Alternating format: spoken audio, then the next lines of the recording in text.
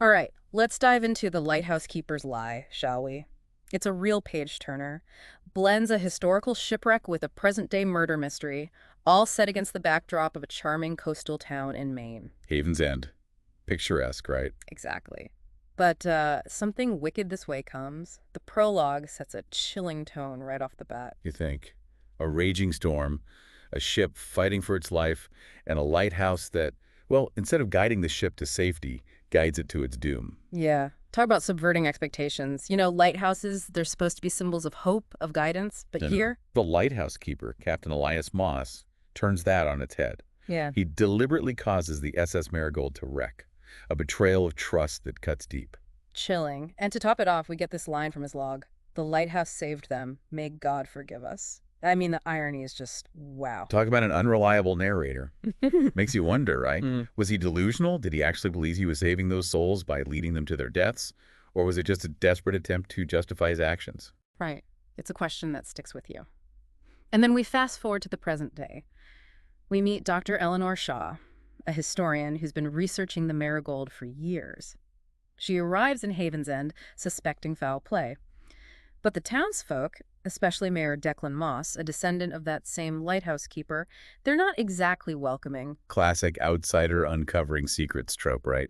The town's got this carefully constructed facade, and Eleanor's arrival threatens to shatter it. And she pays the ultimate price for it. She's found drowned, seemingly an accident. But there's a twist. Turns out, Eleanor was poisoned? The author's playing with us again, using that apparent drowning to throw us off the scent. And then there's that antique gold coin clutched in Eleanor's hand. What do you make of that? A tangible link to the past, a connection to the Marigold. It suggests that this wasn't just some random act of violence, but a deliberate, calculated act, maybe even tied to the stolen treasure rumored to have been on board the ship. The stakes just got higher. We're not just uncovering history anymore, we're solving a murder with roots that go way back. And that's where Detective Clara Hayes enters the picture. I have a feeling she's going to shake things up in Haven's End. Oh, absolutely. Claire's an outsider, unburdened by the town's secrets and lies. She's got that fresh perspective, those sharp investigative skills, and with a whole cast of potential suspects lurking in the shadows, she'll need every bit of it. And the suspects, well, let's just say Haven's End has its fair share of secrets. You've got Mayor Declan Moss, fiercely protective of the town's image, almost to a fault. Right, like he's hiding something. Then there's Leela Voss, Eleanor's niece, and wouldn't you know it, she's a marine biologist. Studying the very algae that produces the poison used to kill Eleanor.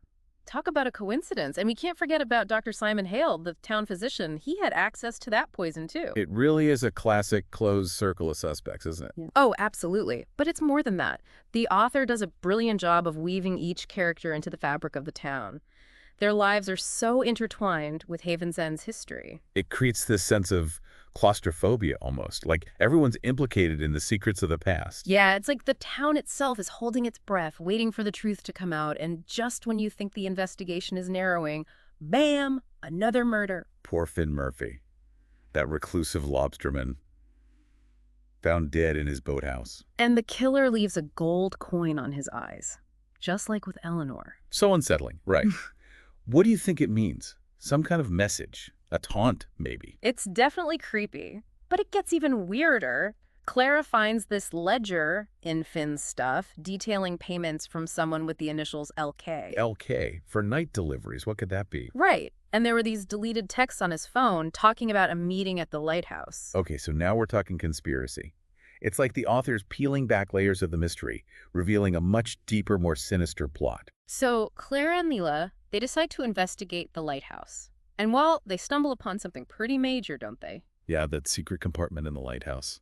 Yeah. With the 1923 ship's log hidden inside, it confirms everything Eleanor suspected. The Marigold was deliberately sunk. Wow. The town's founders, they murdered the crew and stole the gold. That's what it looks like. Talk about a bombshell. And get this, we also find out that Leela's great-grandmother was a survivor of the Marigold. Whoa! Okay, that changes things.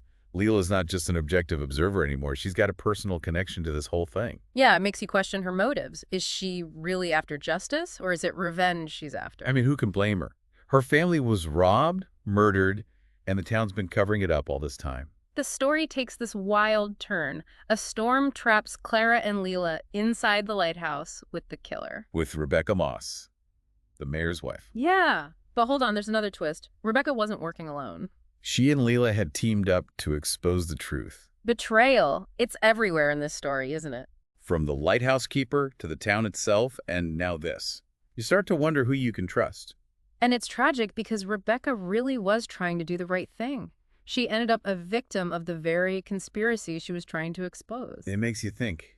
Sometimes the truth is a dangerous thing to uncover. So, with Rebecca gone, Leela, well, she goes too far. Consumed by the need for revenge, she ends up framing others for the murders she committed. Wow. Didn't see that coming. I know, right? But when you think about it, it all makes sense. The author's a genius at blurring the lines between victim and perpetrator. Leela's desire for justice, it becomes twisted, consumed by this need for revenge. It's like a cautionary tale, you know? Absolutely. Even when you're fighting for what's right, you have to be careful not to let revenge take over. Yeah, it really makes you think, doesn't it, about how good intentions can go wrong, how the need for justice can, I don't know, turn into something else. Yeah, like a thirst for revenge, right? Exactly, and in the end, Clara puts all the pieces together. All the clues, the secrets. Haven's End's past, it all comes crashing down. The town's reputation ruins their economy, too. It's a powerful reminder that the truth can have far-reaching consequences. Sometimes uncovering the past can cause just as much harm as keeping it hidden. And even though the mystery is solved, there's still this sense of unease, something lingering in the air. Oh, yeah, I know what you mean. This story ends with this chilling image, a shadowy figure placing a gold coin on an unmarked grave. And then this whisper, the lighthouse always told the truth. You just had to listen. That ending, it's like the author wanted to leave us with more questions than answers. Right, like who was that figure? What did they know? It's like there's another layer to this story, a secret still buried beneath the surface. It definitely makes you want to go back and reread the book looking for clues you might have missed. Absolutely. The Lighthouse Keepers Lie. It's the kind of story that stays with you. It makes you think about truth and justice and the power of the past. And how sometimes those things can be more intertwined than we'd like to believe. So if you're looking for a captivating mystery, one with historical intrigue and psychological depth, I highly recommend checking out The Lighthouse Keepers Lie. You won't be disappointed. Explore the atmospheric setting of Haven's End, get to know those complex characters, and unravel the twists and turns that make this novel so compelling. Pay attention to the symbolism, the recurring motifs, the subtle hints the author drops along the way. You might be surprised by what you discover. Until next time, fellow deep divers, keep exploring, keep questioning, and keep those lights of curiosity burning bright.